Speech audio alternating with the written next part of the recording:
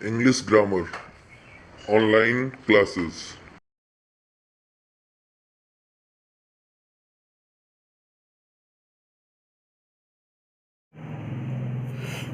तुम सब लोगों को हम जो है पार्ट्स ऑफ स्पीच पढ़ा रहे हैं। पार्ट्स ऑफ स्पीच में हमने जो है संज्ञा और सर्वनाम पढ़ा दिया है। तीसरा देखो एडजेक्टिव। एडजेक्टिव क्या होता है? एडजेक्टिव माने होता है विशेषण, जो किसी व्यक्ति या वस्तु की, जो शब्द किसी व्यक्ति या वस्तु की विशेषता बतलाता है उसे विशेषण कहते हैं, एडजेक्टिव कहते हैं। किसी संज्ञा सर्वनाम की विशेषता बतलाने वाले शब्दों को विशेषण कहते हैं, जैसे बिग, ब्लैक, स्मॉल, ब्यूटीफुल इत्यादि। अब इसमें जो है तुम लोगों को इसके विशेष रूप से भेद के बारे में नहीं जानना है, बल्कि डिग्री ऑफ एडजेक्टिव के बारे में जानना बहुत ज़रूरी है कि एडजेक्टिव की दशाएं कितनी होती हैं। इस तरह हम देखते हैं, जैसा कि पहले ही पढ़ाया जा चुका है कि पॉजिटिव, इसके 3 भेद होते हैं, पॉजिटिव, कंपैरेटिव और सुपरलेटिव। पॉजिटिव के बारे में हमने बताया है, जो व्यक्ति या वस्तु के सामान्य गुण या दशा को प्रकट करते हैं, इसलिए उसको पॉजिटिव डिग्री कहते हैं, जैसे स्मॉल है, टाल है, ग्रेट है आदि। कंपैरेटिव, दूसरा कंपैरेटिव डिग्री है, माने तुलनात्मक दशा या गुण, माने जो व्यक्ति या दो व्यक्ति या दो से अधिक व्यक्तियों या वस्तुओं के बीच में तुलना प्रकट करता है, उसे कंपैरेटिव डिग्री कहते हैं, जैसे स्मॉलर है, टालर है, ग्रेटर है। उसमें एक चीज़ और लिखा है कि स्मॉलर, टालर और ग्रेटर के पहले जो है दैन का प्रयोग अवश्य होता है। उसी तरह देखिए सुपरलेटिव डिग्री। सुपरलेटिव माने होता है सर्वोच्च गुण या दशा। हाँ, माने व्यक्ति या वस्तु के सर्वोच्च गुण या दशा को व्यक्त करने वाले शब्दों को जो है सुपरलेटिव डिग्री कहते हैं, जैसे स्मॉलेस्ट, टालेस्ट, ग्रेटेस्ट। इस सुपरलेटिव डिग्री के पहले द आर्टिकल का प्रयोग अवश्य होता है। अब ये जो है कुछ जो है डिग्री के 3 रूप दिए जा रहे हैं, जिसको तुम लोगों को याद करना है।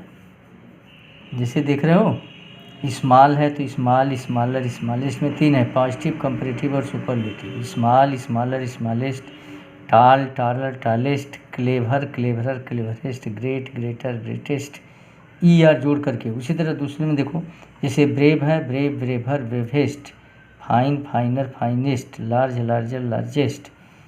इसी तरह नीचे देखो big, bigger, biggest, hard, harder, hardest, thin, thinner, thinnest, happy, happier, happiest, easy, easier, easiest. ये सब जो है तुम लोगों को याद करना। और देखिए कुछ इसके रूप है, जैसे ब्यूटीफुल है तो इसमें मोर ब्यूटीफुल और मोस्ट ब्यूटीफुल, इसमें मोर और मोस्ट का प्रयोग करते हैं, जिससे मोर ब्यूटीफुल माने ज़्यादा सुंदर, मोस्ट ब्यूटीफुल माने सबसे सुंदर। इस तरह डिफ़िकल्ट है तो मोर डिफ़िकल्ट और मोस्ट डिफ़िकल्ट। प्रॉपर है तो मोर प्रॉपर, मोस्ट प्रॉपर। इस तरह आगे देखिए 6वां, निम्नलिखित शब्दों को डिग्री बनाने में निम्नलिखित नियम लागू थे, से well, better, best, good, better, best, little, less, list, in, inner, in most, many, more, most.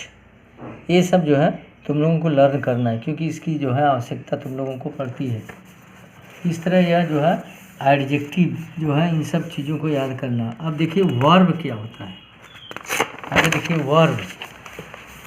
Verb वह क्रिया जो किसी व्यक्ति या वस्तु के विषय में कुछ कहे अथवा उनके कार्य का करना प्रकट करे, वर्ब कहलाता है। जैसे कम, कम माने आना, गो, रीड, स्लीप, कीप, सिंग।